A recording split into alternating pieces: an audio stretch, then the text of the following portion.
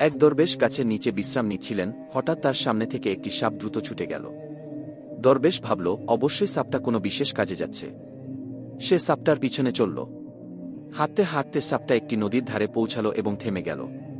কিছুক্ষণের মধ্যে একটি কচ্ছপ এল। সাপ কচ্ছপের পিঠে উঠেই নদী পাড়ি দিতে শুরু করল। দরবেশও নদীতে ঝাঁপ দিল। আরও তির্যক সাপের পিছে পিছে চলল। সাপ নদী পাড়ি দিয়ে এগিয়ে গেল। দরবেশও তার পিছে পিছে চলল। একটু দূরে একজন গা ঘুমের মধ্যে ছিল, তার কাছে একটি বিপজ্জনক নেকড়ে ঝাঁপাতে যাচ্ছিল।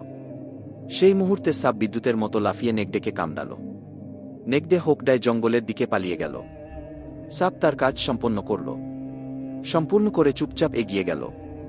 এই দৃশ্য দেখে দরবেশ ঘুমন্ত ব্যক্তিকে জাগিয়ে বলল, হে নেককার মানুষ, জানো কি এখন কি হয়েছে? এরপর সে পুরো ঘটনা বলল। এটা শুনে সেই ব্যক্তি কেঁদে ফেলল এবং বলল, আমি ভালো মানুষ না, বরং একজন অপরাধী আর মাতাল। আমার জীবন অপরাধে ডুবে আছে।